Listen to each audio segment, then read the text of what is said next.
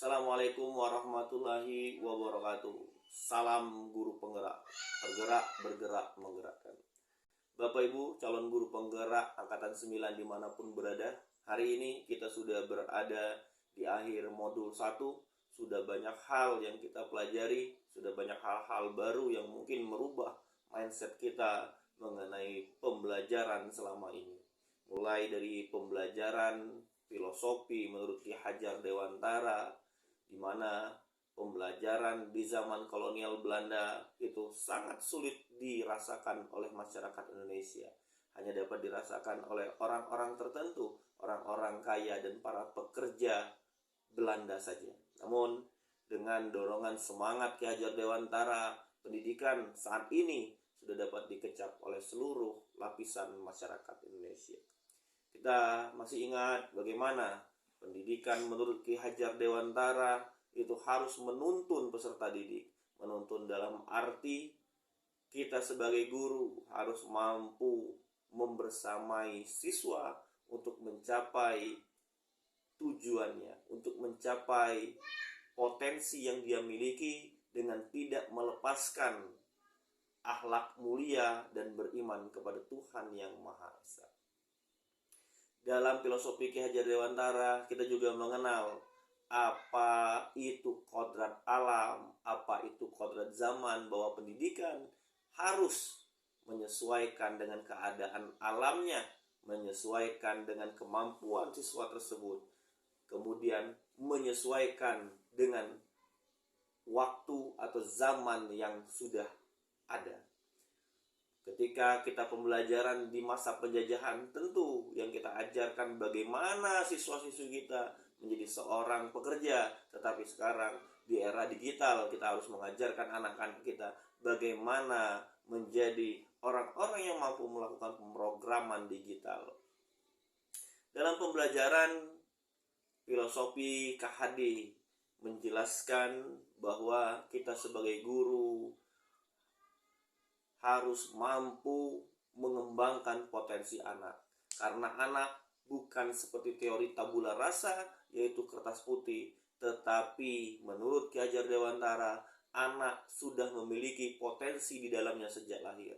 Tugas kita hanyalah sebagai seorang petani, seperti seorang petani dalam mendidik siswa, di mana tidak mungkin petani yang menanam padi itu akan menghasilkan jagung. Demikian juga kita dalam pendidikan, anak yang sudah kita dapat, anak tadi harus kita pupuk, artinya kita jaga, kita rawat sedemikian rupa agar potensi yang dimiliki anak tadi dapat berkembang sesuai dengan potensinya. Jangan sampai kita mengajari ikan untuk terbang, kita mengajari burung untuk berenang, tetapi kita harus mengajari sesuai dengan potensi-potensi yang ada.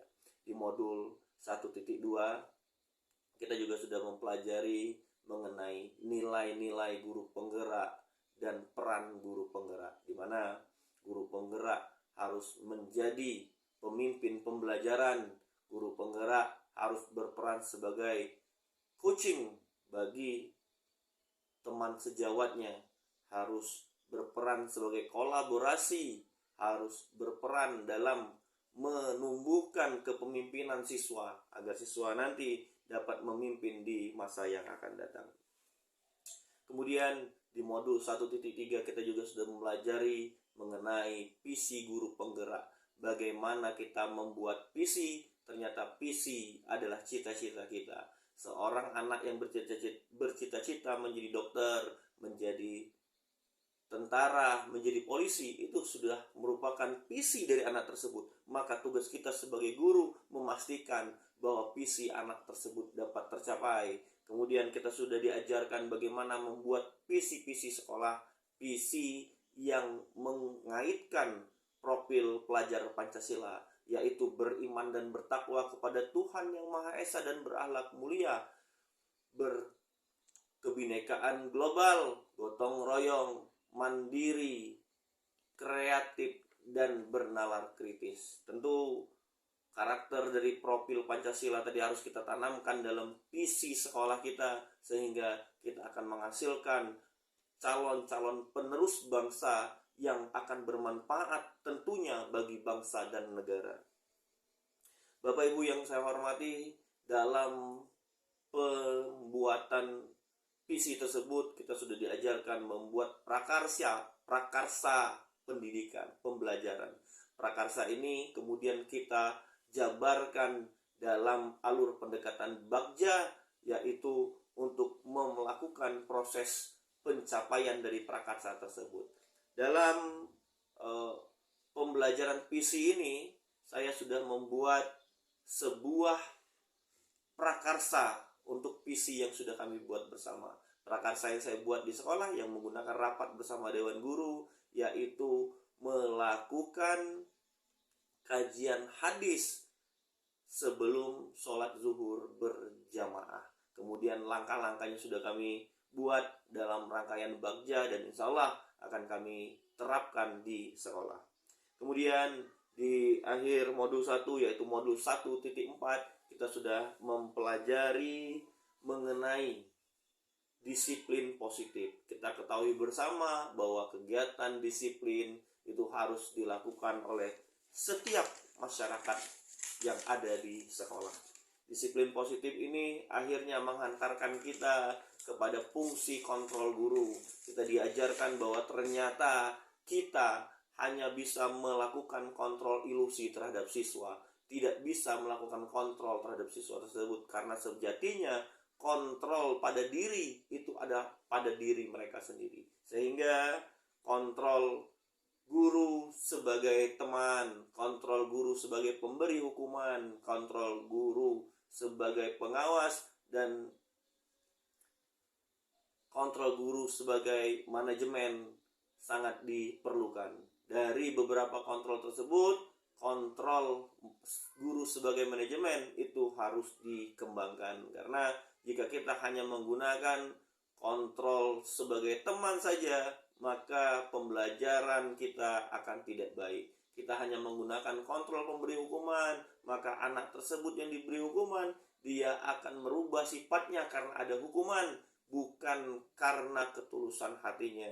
Maka kita diajarkan bagaimana kita membuat keyakinan kelas bersama, menyepakati bersama, sehingga ketika ada pelanggaran-pelanggaran kita dapat melakukan fungsi kontrol kita, tentu dengan melakukan segitiga restitusi.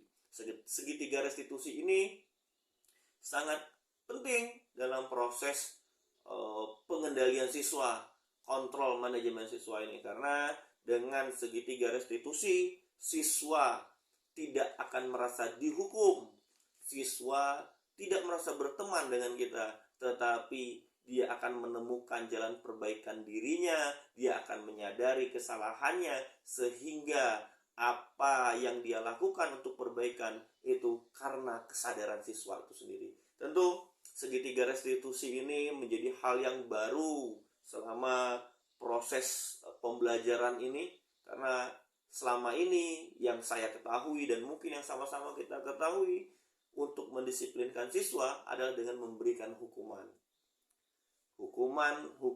dan hukuman. Bahkan untuk lebih tingkatnya biasanya kita melakukan pemberian rasa bersalah kepada siswa, karena siswa merasa bersalah maka dia mengubah sifatnya. Namun ternyata hal tersebut, termasuk pemberian apresiasi, hal tersebut ternyata kurang begitu positif bagi anak, karena anak akan merubah sikapnya karena alasan tadi, karena alasan takut diberi hukuman, karena alasan diberikan hadiah, tetapi bukan karena keinginan dirinya.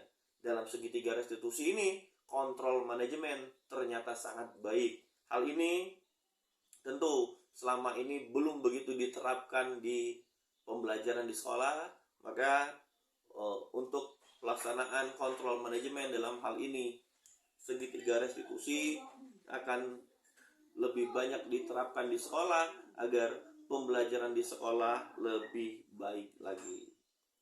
Penerapan segitiga restitusi ini saya pandang sangat penting karena beberapa praktek yang kami lakukan di Lokakarya 2 ini ternyata kita sebagai guru hanya mengklarifikasi, mengidentifikasi, memvalidasi dari kesalahan siswa tersebut, kemudian meminta siswa tersebut membayangkan keyakinan kelasnya sehingga dia akan menyadari bahwa apa yang dilakukan itu salah.